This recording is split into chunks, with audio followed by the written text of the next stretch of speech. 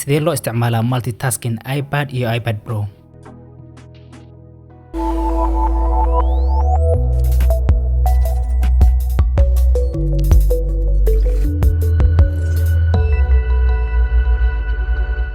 haddii aad ku cusub tahay iPad iyo haddii aad horey u haysatay casharkan wuxuu ka caawin doonaa inaad si fudud u fahanto sida loo isticmaalo multitasking. haddaba waxaa laga yaabaa inaad isweydiinayso waa maxay multitasking. multitasking waxaa weeye waxyaabo badan oo hal mar la wada sameynayo. tusaalaha ugu fudud aan ku siinayo waxay tahay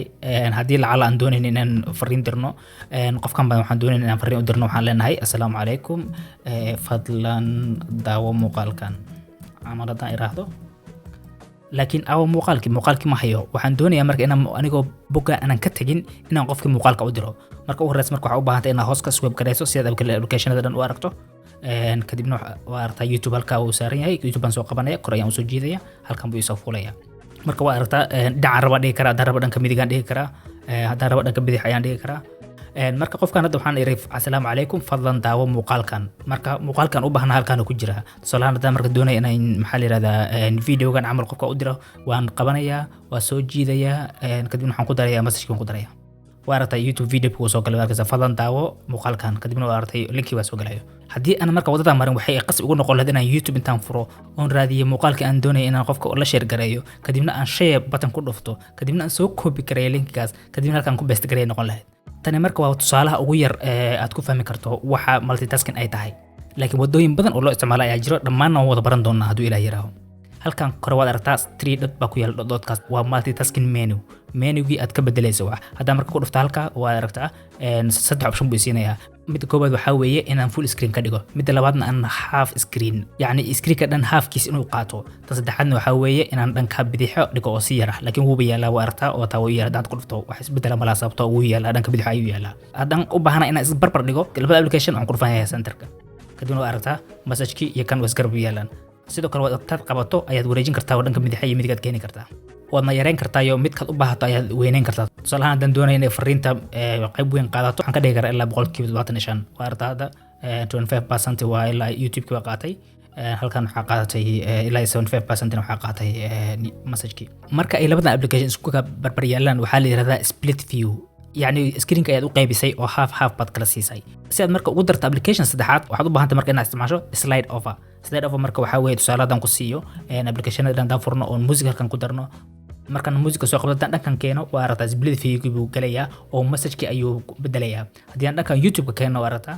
YouTube-ka meesha ka baxayo oo music-ka ku bedelmayo si aan marka daaqad saddexaad u helno bartankaada keenaysa marka bartankeesa waa aragtaa way yaraanaya marka وارد application ku yaraanaya hada inta keeno waa full hada halkan keeno waa full laakiin hada bartan geeyo uu yaraanaya taas macnaheedu waxay tahay slide over ayuu noqonaya oo dul saarmaya dhan karan oo slide garan kara midig bidix dhan karba geen kara sida marka waxaad ku haysataa saddex application oo kala duwan baad haysataa kaliya saddexdan application ma ahane application kala badan in baad ku dari kartaa tusaalahan haddaan doonayay inay slide over gan ay bataan oo laba application camal noqdaan waan soo jiidayaa waa aragtay rab bidixan geen kara midig baan geen kara sida hore laakiin maadaama aan doonayn sida halkan ayaan ku darayaa oo wuxuu igu biirayaa slide over-ga waa aragtaa marka stock application-ka halkan ayuu soo fuuray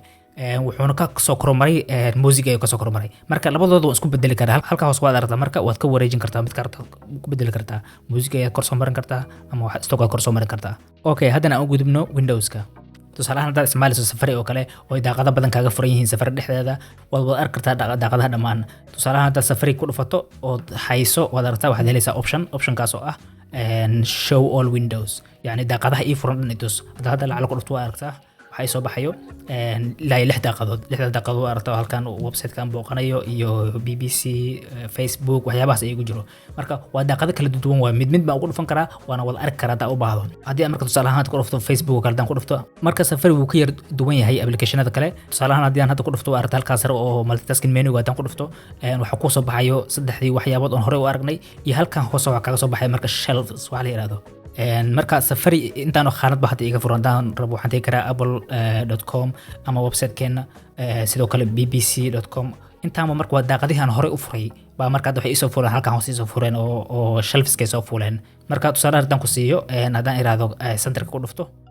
waa aragtaa marka halkan wuxuu ku leeyahay split view baad gashay choose another app yani waa inaad doorataa application-kii lagu barbardhigi lahaa application-kan marka haddii aan lacala ku dhufto mar kale ku laabto message-ka waa aragtaa way soo barbar fuulayaan facebook.com baan halkan uga jiray, halkan waa aragtaa message-kan uga jiraa. Sida dayo kale marka wax walba waan copy karaa linkiga, wax rabaan ku dari karaa. Haddii hadda lacala tusaalahan ku tuso linkigan aan qabto aan soo jiido ayaan waxaan ku dari karaa maxaa la yiraahdaa message-ka ku dari karaa. waa aragtaa halkan oo linkiga uu raacay facebook.com Somali Apple Pro. markasta u baahdana waan bedeli karaa oo tusaalahan hadda multitasking menu ku dhufto sidaan rabaan u bedeli karaa application-kan. hadda waa aragtaa dhexdu saaran yahay, haddana waxaan ka dhigi karaa slide off aan ka dhigi karaa. waa aragtay application-ki message-kina full buu noqonayaa, kan wuxuu isku bedelayaa slide off ayuu noqonayaa oo dhankan ka rabaan geyn karaa si aan maaragtay application kale ugu daro. tusaalahan marka haddii aan doonayo inaan daaqadka halkan ku daro ka hoos baan u baxayaa, marka waxaan tagayaa application-ada dhan baan tagayaa kadibna waxaan tagayaa Safari korkeeda waan qabanayaa markaan waan haynayaa, kadibna waxaan ku dhufanayaa show all windows. halka marka shelfiska soo baxayo